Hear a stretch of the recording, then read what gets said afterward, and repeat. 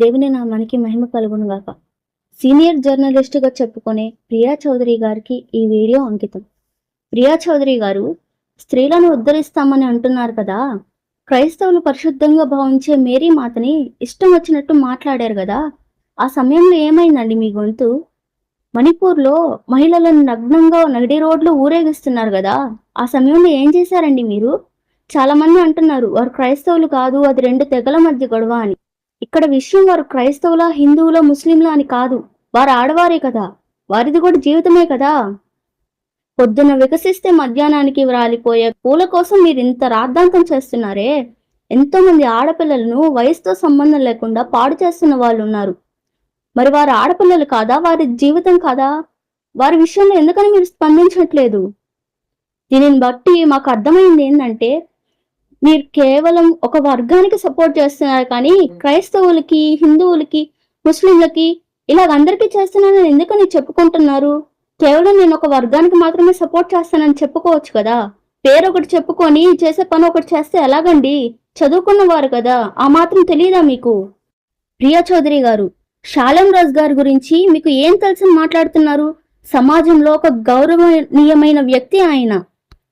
చదువుకొని ఉన్నారు కదా, మరి మీకు ఎవరిని ఎలా సంబోధించాలి, ఎవరితో ఎలా మాట్లాడాలి అని తెలియదా? మీ చదువు మీకు నేర్పించలేదా? మీకు జ్ఞానం ఉంది కదా, చాలా జ్ఞానం ఉంది కదా, ఆ జ్ఞానంతో ఎవరితో ఎలా మాట్లాడాలని తెలియదా? ఒక సమస్య వచ్చినప్పుడు ఆ సమస్యను పూర్తిగా దాని గురించి తెలుసుకొని మాట్లాడాలి కదా ఒక జర్నలిస్ట్గా. మరి ఈ సమయంలో మీరు ఏం చేస్తున్నారు? ఒక నిమిషం వీడియోని పట్టుకొని ఇలానా మీరు మాట్లాడేది? ఎంతమంది ఈ వీడియో నుంచి మాట్లాడారో వారి మాటలన్నీ విన్నారు కదా. సరే, స్టార్టింగ్ లో తెలియక తప్పు చేసావు అనుకుంటే, ఇన్ని వీడియోలు విన్నాక కూడా నీకు ఇంకా జ్ఞానం రాలేదంటే నీ చదువు నీకేం నేర్పిస్తుందో, నీకు ఎంత మాత్రపు జ్ఞానం ఉందో మాకు అర్థమవుతుంది. నీ జ్ఞానము మత విద్వేషాలు కలిగించమన్నా నీకు నేర్పించింది, అవసరం లేని విషయాలకు రాద్ధాంతం చేయమన్నా నీ జ్ఞానం నీకు నేర్పించింది. చాలా మాటలు మాట్లాడారు, మీ మాటలన్నీ వెనక్కి తీసుకోవాలి. షాలేం రాజ్ గారికి క్షమాపణ చెప్పాలి.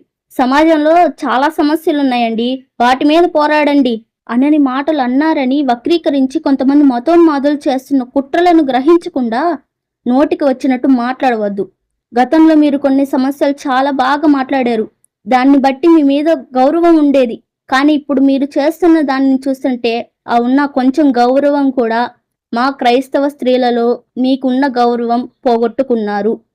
మీరు నిజంగా ఒక జర్నలిస్ట్ అయితే దీనిని స్పందించి దీనిని బట్టి మాట్లాడతారని కోరుకుంటున్నాను. ఈ వీడియో మీకే అంకితం.